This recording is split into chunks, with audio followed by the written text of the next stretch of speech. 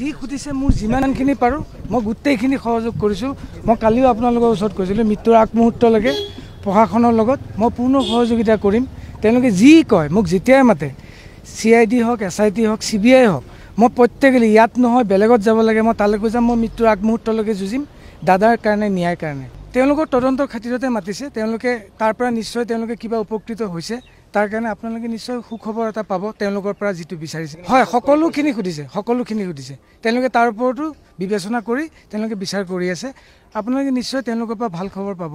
নাই মই ঘৰত গৈছোঁ ডেইলি মোক ৰাতিপুৱা যিটো টাইম কৈছে মই তাৰ এডভান্সলিয়ে মই আহি গৈছোঁ। এটা বস্তু মই ক্লিয়াৰ কৰিব বিচাৰিছোঁ মই এজন আমাৰ বাকী আঠজন যেনেকৈ মিউজিচিয়ান থাকে আমাৰ ছাউণ্ড ছিষ্টেম থাকে আমাৰ গাড়ীৰ ড্ৰাইভাৰ থাকে আমি সকলোৱে এটা মেনেজমেণ্টৰ আণ্ডাৰত আমাক যেতিয়া কয় য'ত যাবলৈ কয় আমি তালৈকে যাওঁ। তেওঁলোকে য'ত যাব দিয়ে য'ত থাকিব দিয়ে আমি তাতেই থাকোঁ। আমি সেই মেনেজমেণ্ট আমি দাদাক লৈ যাব নোৱাৰোঁ। সকলোতে মোক নেদেখে অকল প্ৰগ্ৰেমত থাকে। মই দাদা যোনদিনা দাদাক ইয়াতে লৈ অহা হৈছিল সেইদিনাখন ময়ো একেলগে আহিছোঁ। সেইদিনাখনৰ পৰা মই ঘৰত আছোঁ। মোৰ ফোন মোৰ সকলো বস্তু প্ৰশাসনে চিজ কৰিছে। সেইকাৰণে মই বৰ্তমান ময়ো আপোনালোকৰ নিচিনা একেই যে ক'ত আছে তেওঁলোক ময়ো সঁচাকৈ গম নাপাওঁ। প্ৰশাসনে তাৰ বিচাৰ দিব।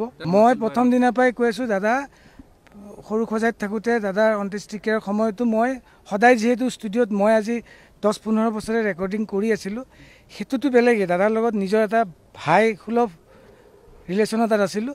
মইনো চবেই যিহেতু যাব বিচাৰে মইনো কিয় নিবিচাৰিম। মই আজি নহয় মই প্ৰত্যেক দিনে বিচাৰি আহিছোঁ।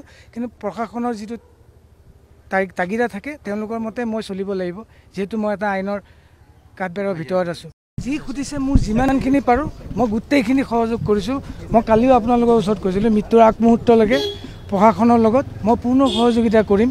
তেওঁলোকে যি কয় মোক যেতিয়াই মাতে CID হওক SIT হওক CBI হওক মই প্ৰত্যেকেই ইয়াত নহয় বেলেগত যাব লাগে মই তালৈকে যাম। মই মৃত্যুৰ আগমুহূৰ্তলৈকে যুঁজিম দাদাৰ কাৰণে ন্যায়ৰ কাৰণে। তেওঁলোকৰ তদন্তৰ খাতিৰতে মাতিছে। তেওঁলোকে তাৰ পৰা নিশ্চয় তেওঁলোকে কিবা উপকৃত হৈছে।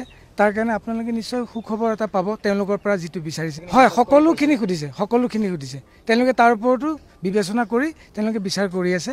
আপোনালোকে নিশ্চয় তেওঁলোকৰ পৰা ভাল খবৰ পাব। নাই মই ঘৰত গৈছোঁ ডেইলি মোক ৰাতিপুৱা যিটো টাইম কৈছে মই তাৰ এডভান্সলিয়ে মই আহি গৈছোঁ। এটা বস্তু মই ক্লিয়াৰ কৰিব বিচাৰিছোঁ মই এজন আমাৰ বাকী আঠজন যেনেকৈ মিউজিচিয়ান থাকে আমাৰ ছাউণ্ড ছিষ্টেম থাকে আমাৰ গাড়ীৰ ড্ৰাইভাৰ থাকে আমি সকলোৱে এটা মেনেজমেণ্টৰ আণ্ডাৰত আমাক যেতিয়া কয় য'ত যাবলৈ কয় আমি তালৈকে যাওঁ। তেওঁলোকে য'ত যাব দিয়ে য'ত থাকিব দিয়ে আমি তাতেই থাকোঁ। আমি সেই মেনেজমেণ্ট আমি দাদাক লৈ যাব নোৱাৰোঁ। সকলোতে মোক নেদেখে অকল প্ৰগ্ৰেমত থাকে। মই দাদা যোনদিনা দাদাক ইয়াতে লৈ অহা হৈছিল সেইদিনাখন ময়ো একেলগে আহিছোঁ। সেইদিনাখনৰ পৰা মই ঘৰত আছোঁ। মোৰ ফোন মোৰ সকলো বস্তু প্ৰশাসনে চিজ কৰিছে। সেইকাৰণে মই বৰ্তমান ময়ো আপোনালোকৰ নিচিনা একেই যে ক'ত আছে তেওঁলোক ময়ো সঁচাকৈ গম নাপাওঁ। প্ৰশাসনে তাৰ বিচাৰ দিব। মই প্ৰথম দিনাৰ পৰাই কৈ আছোঁ দাদা সৰু সজাইত থাকোঁতে দাদাৰ অন্ত্যেষ্টিক্ৰিয়াৰ সময়তো মই সদায় যিহেতু ষ্টুডিঅ'ত মই আজি 10-15 বছৰে ৰেকৰ্ডিং কৰি আছিলোঁ সেইটোতো বেলেগেই দাদাৰ লগত নিজৰ এটা ভাই সুলভ ৰিলেশ্যন এটাত আছিলোঁ। মইনো চবেই যিহেতু যাব বিচাৰে মইনো কিয় নিবিচাৰিম। মই আজি নহয় মই প্ৰত্যেক দিনে বিচাৰি আহিছোঁ। কিন্তু প্ৰশাসনৰ যিটো তাগিদা থাকে তেওঁলোকৰ মতে মই চলিব লাগিব যিহেতু মই এটা আইনৰ কাঠবেৰৰ ভিতৰত আছোঁ।